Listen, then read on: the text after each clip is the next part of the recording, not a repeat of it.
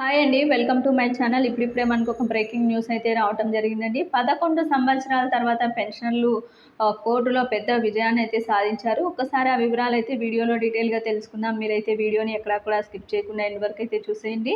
Video నచ్చినట్లయితే తప్పకుండా like చేయండి, షేర్ చేయండి. మొత్తానికైతే సిరోహి కోర్టులో పెన్షన్లకు పెద్ద విజయం అయితే లభించిందండి. రాష్ట్ర మాజీ joint general secretary Gopal Singh రావుకి మొత్తానికి రాజస్థాన్ స్టేట్ ఎంప్లాయీస్ ఫెడరేషన్ మరియు అన్ని ఉద్యోగ సంఘాలు ఉద్యోగ పెన్షనర్ల సంస్థలు స్వాగతం పలికాయి. ఉద్యోగుల పదవీ విరమణ తర్వాత పెన్షన్లో విధించేటువంటి కొంత భాగాన్ని బేసిక్ పెన్షన్లో గరిష్టంగా 40% వరకు కూడా కమిట్ చేస్తామని రావు చెప్పారు. పదవీ విరమణ సమయంలో నిర్ణయించినటువంటి పెన్షన్ యొక్క కమిటెడ్ విలువ పెన్షనర్లకు ఏకమొత్తంగా ఇవ్వబడుతుంది. దీన్నే కమిటేషన్ అంటారు. అయితే ఈ కమిటేషన్ పెన్షన్ మొత్తాన్ని కూడా 15 సంవత్సరాల తర్వాత ప్రతి నెల ప్రాథమిక పెన్షన్ నుండి తీసివేయడం ద్వారా తిరిగి పొందటం జరుగుతుంది. ఈ రిటైర్డ్ ఉద్యోగుల పదవీ విరమణ తర్వాత చెల్లించే పెన్షన్ యొక్క కమిటెడ్ విలువ రికవరీ చేయడానికి ప్రభుత్వం 15 సంవత్సరాల కాల పరిమితిని అయితే నిర్ణయించింది. ఈ రికవరీ ఇప్పటికీ ప్రస్తుత వడ్డీ రేటు 12% అయితే ఆధారపడి ఉంటుంది. దీంతో పదవీ విరమణ పొందిన పెన్షన్దారులకి తీవ్రంగా నష్టపోతున్నారని, దీని కారణంగా ఇప్పుడు పదవీ విరమణ చేస్తున్నటువంటి కొందరు ఉద్యోగులు దీనిని తీసుకోవడానికి ఇష్టపడటం లేదని, ఎందుకంటే ఉద్యోగులకి స్వచ్ఛంగా ఉంటుంది.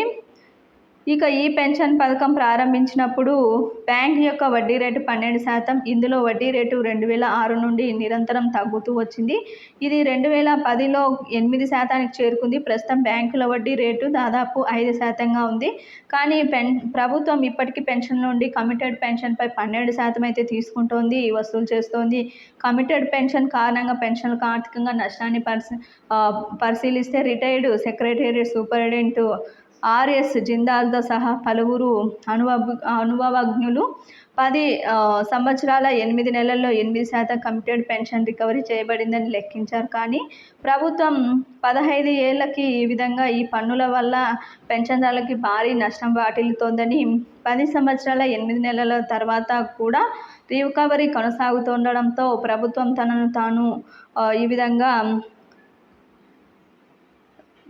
సుపన్నం చేసుకుంటుందని చెప్పి దీంతో పెన్షన్దారులు తీవ్రంగా నష్టపోతున్నారని, దీని విలువ 18.3% పెరిగిందని, ప్రస్తుతం ప్రభుత్వం చేస్తున్న ఈ దోపిడీకి వ్యతిరేకంగా పెన్షన్దారులు కోర్టులో వేర్వేరుగా పిటిషన్లు అయితే వేశారండి. మొత్తానికంటే జిందాల్ కేసులో కోర్టు 9/2/2024న CWP 2490 2024లో భవిష్యత్తు రికవరీని నిలిపివేస్తూ ఉత్తర్వులు అయితే జారీ చేసింది.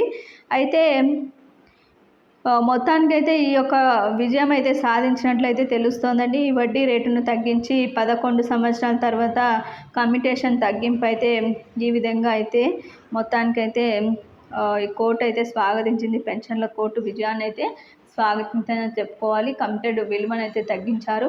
ఇది ఇప్పటి వరకు ఉన్నటువంటి లేటెస్ట్ అప్డేట్. మీకు వీడియో నచ్చినట్లయితే తప్పకుండా లైక్ చేయండి, షేర్ చేయండి. మొత్తానికి ఈ కమిటెడ్ విలువని 10 సంవత్సరాల 8 నెలలకైతే తగ్గించడం జరిగిందండి. ఇది ఒక సూపర్ గుడ్ న్యూస్గా అయితే చెప్పుకోవచ్చు.